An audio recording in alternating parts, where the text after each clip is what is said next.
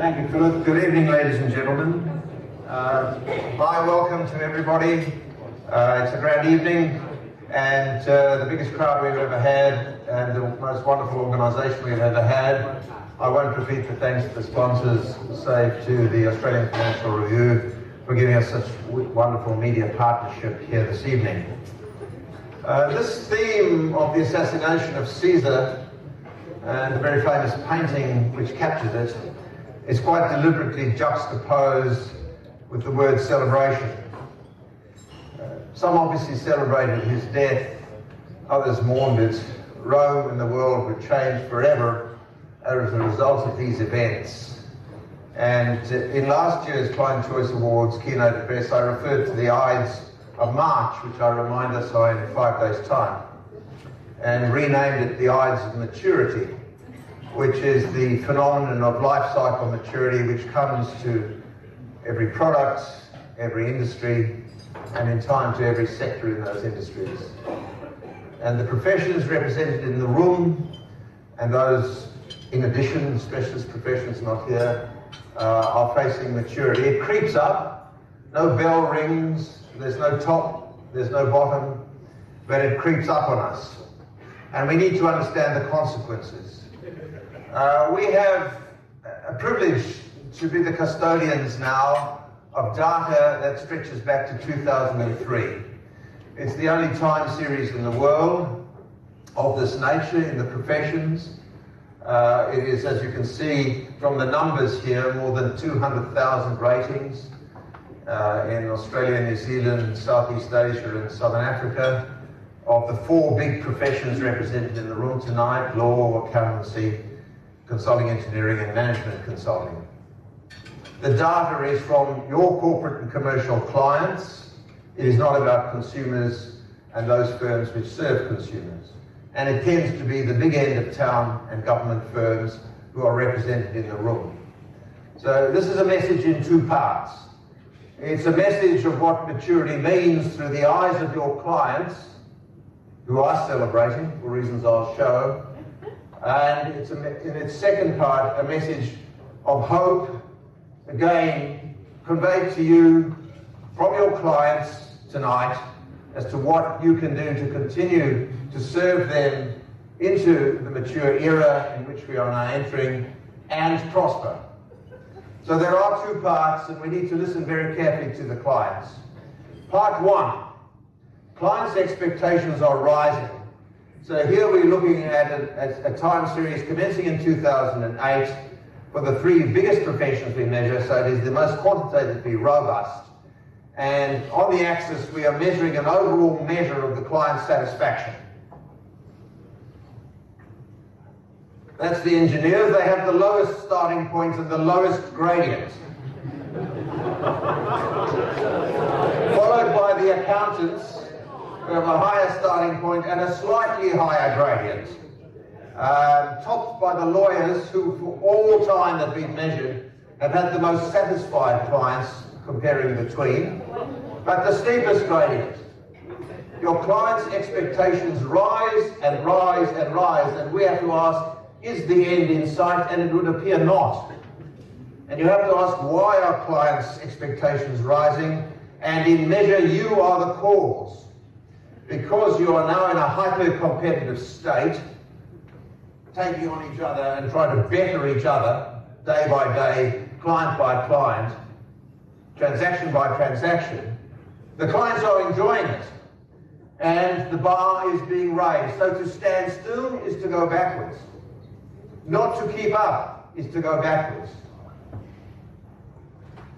And this is classic of maturity with hyper-competition, that you fight each other to maintain your market share. The clients are also enjoying this. In this chart, we've shown you 1 profession, but it applies to all.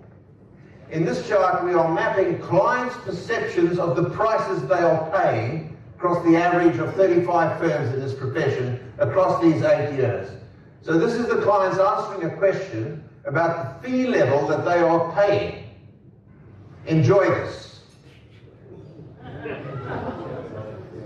It peaked the year of Lehman Brothers and it's been going down, unless you think these are small distances that it's falling each year, by 1 year, year-on-year statistically significant, and the trend clearly is highly statistically significant. The other two professions not represented here are in a similar boat. The question is, how low can you go? You are discounting to hold your market share, and the clients are enjoying it. I used the metaphor of bloody, as in assassination, blood on the marble. And you know the old story of you cut the other person's throat to win the business and you bleed to death yourself. And here is the evidence that your clients know that your fee levels are falling and you are aiding and abetting them through your discounting. Now, when we put these two pictures together and ask of the clients what constitutes fair value, so on the horizontal axis here we are mapping that measure of overall client service, and on the vertical axis their perception of fee levels. This is now at enterprise level. The previous two charts have been at industry levels. Now we're going to map actual firms, and by my count, 6 of the firms on this chart are in the room. I ask you to identify which you are. There will be some who will be very quiet if you know who you are. So we're going to map fair value by looking at overall performance against the price paid through the eyes of the clients all the time. The blue circles are in a comfortable zone. If these were motor vehicles from the Holden range, on the bottom left you'd be driving a Barina. Cheap, cheerful, and fit for purpose at $19,000. And at the top right you'd be driving a Caprice or a Statesman at $70,000 with leather and oak on the dashboard. And anywhere along the line you'd find the Commodores and others. Perfectly fair value along the line. Perfectly fair value. Neatly mapped. Lovely correlation if you're that way inclined. Aha. Two firms. Just invite you to ask, is that one of those red for danger? Us? It'll be apparent that the firm in red on the extreme left is both overpriced and poorly performing. And the one in the mid-range is sort of average quality and overpriced for what it's delivering. This is a Commodore with a sticker on the dealership at $60,000. People turn away after a while once they work it out. Yeah. And here's the green firm. This is the steel. Here's a firm whose owners are either leaving money on the table, yeah, or trying to buy market share by low prices. Either way, we're going to argue that's not smart as an owner or good for the clients. So the fair value map that we can produce with this data tells a very strong story about danger for some, opportunity for others, and given the rising expectations, what happens if you go to sleep at the wheel, to continue the motoring metaphor. So what we've done here is take those same firms and map it another way. We've taken the overall client service on that horizontal axis and mapped it against the variation, standard deviation of the data. And there's that firm in a pretty sick position at the top left. It is the poorest performing firm because it is the least consistent. It is up there with the highest standard deviation, resulting in its very poor performance. Consistency is the route to excellence. Every day, every client, every touch point, every person influences the way the clients perceive what they're getting. And this firm clearly doesn't understand it. And when you deconstruct this data, you'll find that at office level and by business unit level.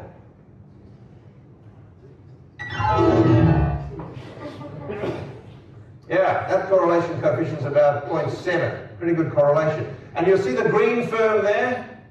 That's the green firm leaving money on the table. And it's somewhat inconsistent compared to the very best performed firm, which is in the bottom right-hand corner, right on the correlation line. So this firm is a firm of several parts. It's what the Americans call a hotel for practitioners. Brilliant people, each running their own practice under one brand. Huge opportunities. And if that firm were to lift its consistency to the level of the best performed firm, the one with the lowest standard deviation, it will be off the chart on the right. And its capacity to extract premium prices probably doubled. The power of the data. The best firms are the most consistent. So let us understand what we are looking into the client's minds through. We're looking through a lens, PV, perceived value, all the time through the mind of the client. It's like we've got one of those doctor's otoscopes in the ear and we can see right inside how they're thinking. And when we look at what our research has shown for nearly 20 years now, it shows that perceived value is a function, firstly, of the benefits that the clients perceive they are getting. What are you doing for me? How do I feel about the service that you are providing? Plus, a little factor called cost consciousness, the discoverer of which is here in the audience tonight. I won't name her, but she is here, which we showed 20 years ago was a critically important factor in delivering perceived value to professional services clients. And now I want you to look at the sign of the next factor in this equation. It's a plus sign. It's in front of P for price. Perceived value is positively correlated with price in a given range. In other words, if your price is too low, your value drops. Clearly, if your price is too high, your value is also low in the client's minds. So there's a zone of tolerance that the clients recognize and will understand that the price, if you, like I am, inexperienced buyer of perfume, and you go into the perfumery in David Jones and you want to buy something for something special, for some special occasion, for somebody special, you're prepared to pay several $100s because you're no the wiser, except if it's expensive, it must be good. Well, professional services are just like that. William Wong, will you stand up? Where's William? There, William is. You stand up, William. He's short. So William did some research for us. He's a senior project manager in our Melbourne office. And we said to William, is this real, William, this plus sign? And I won't ask you to paraphrase, William, but basically, yes. 27 times out of 28 combinations of data we looked at, we find a positive correlation. Thank you, William. I just want to be authentic. Yeah, yes, there he is. Thank you, William. So, William Wong is the bearer of really good news. Charge properly and the clients say thank you. Charge too little and the clients say, I'm not sure about the value, but thank you, and you can go lower next time. In other words, the danger of discounting. So here we have the drivers of value, and let me just look at that in slightly more detail for you. So you're very clear what we are saying, because this is the good news part of the story. So the benefits are green. This is these are drivers, in other words, the proportional weight of each of these attributes in the composition called benefits. Ease of doing business, understanding of the client's business and industry, caring about their clients in an institutional empathy sense. And number 4 is cost consciousness. Now, well, mind you, the educational years in this room are something like 100,000 university years by my calculation. With 100,000 university years behind you, goodness knows how many fellowships and memberships of august professional bodies, and we haven't yet come to anything to do with technical or professional expertise. Yeah? So, do you care? Do you make it easy for the clients? Do you actually understand their business as opposed to their technical issues? And are you cost conscious? Do you actually spend the client's money as though it were your own? Number 5 is, how well do you communicate? Are you reliable? Do you do what you say you're going to do? Are you friendly? Do you build rapport at the one-to-one level? Do you document things? Or do you spell their names incorrectly? Are you commercial in the advice you give or the projects you build? And now at 4% comes a positive. You notice it going to the right. If you were subtracting price, it would be moving to the left on this chart. Price is 4% of the overall value equation. It's small, but it's significant. And you can appreciate the reason you don't want your price to be low.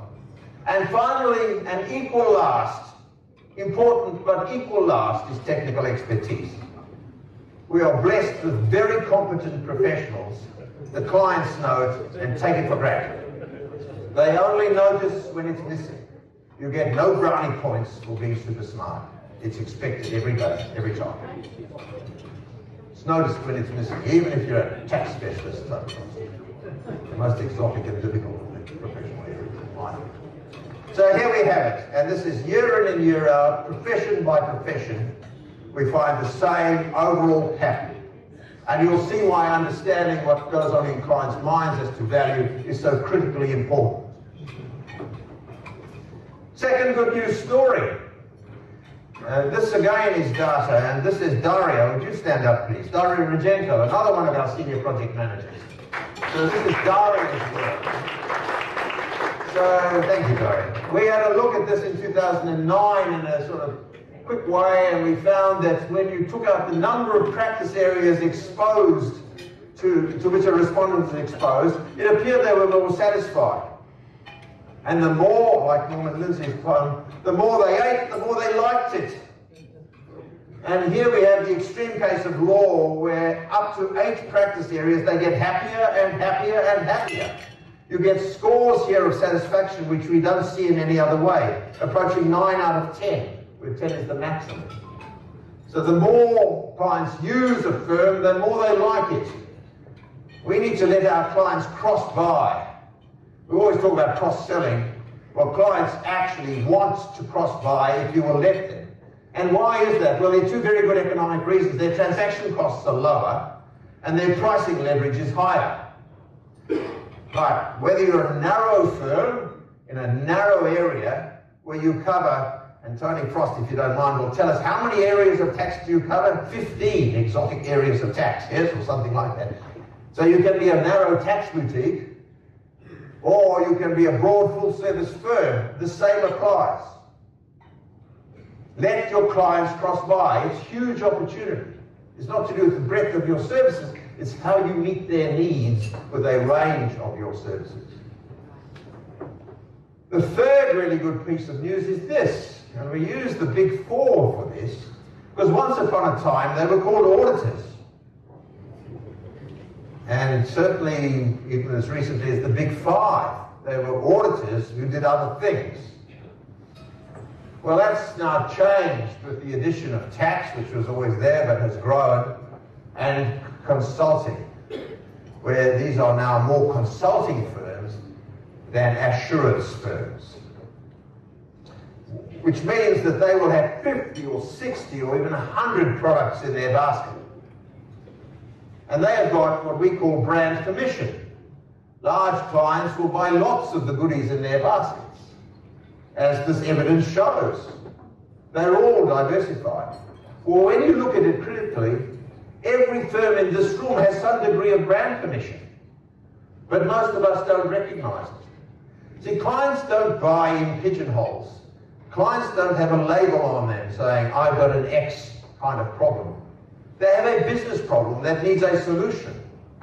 And that may be a combination of tax, legal, and actuarial advice. So why do you come in a pigeonhole with just actuarial? So the third good piece of news here is the brand permission, which we all have, and which we can test, and which we can grow. And one of the reasons that Beaton has formed, and I want to name them, MNC Saatchi, an alliance with MNC Saatchi, who are one of our sponsors tonight, for which thank you, James and Ben, is that we recognize that brand is one of the great frontiers for professional services firms. Not just globalizing firms, not just large firms. We are beginning to understand that brand and brand purpose is a critical ingredient of success at the firm level. Traditionally, of course, most firms have relied on the personal brands of their heavy hitters and rainmakers. Well, brand permission comes from the permission given to the brand of the firm. Third piece of good news. Now, the final piece of this presentation is a message from Tony Delosio. If you're not into wine, I fill it from the Hunter Valley, although you can cold for wine where you live, but it's vintage. So Tony is on his vineyard in the Yarra picking grapes. That's why he couldn't come tonight. He makes Australia's finest Chardonnays, and he asked me not to give him a plug, but I will. He's a pretty distinguished individual, Tony Delosio, and the reason he's featured here tonight was when he was with his law firm as chief executive partner, he bought the first report of ours in 2003. So he is the #1 ticket holder, and we asked him if he'd kindly say something. He went on to become managing director and chief executive of the Australian Stock Exchange, and later commissioner and then chairman of ASIC. So he's seen from both sides of the fence, from many angles, supplier, client and regulator, the value of data. Let's listen to Tony. Congratulations, George, to you and your team on the continued success of Beaton benchmarks. I recall when we started it off, being the first to try it, I had a lot of confidence in its success, and that confidence has been well placed. So well done, it's a great tool, and what really matters is that firms always stay close to their clients. So it's a long way of saying, listen to your clients. The clients are speaking. It's really important. Let's listen very hard to what the clients are asking, what the clients are saying, and indeed what the clients are offering. We see the value proposition of the research we do to contributing to the sustainable, profitable growth of your firms, which means you have to manage your risk, your costs, and your revenue components of sustainable profit growth. And for that, you need to win work. You need to do work ever more efficiently. You need to understand how to reduce your cost of serve. So it's the era of more for less, better, faster, cheaper, is what the clients are asking us to do. And to do that, we also need to understand the competitive environment and how to cope in a hyper-competitive world, which will continue indefinitely in professional services. So thank you for listening. Thank you for listening to your clients. I am but the messenger tonight. Thank you.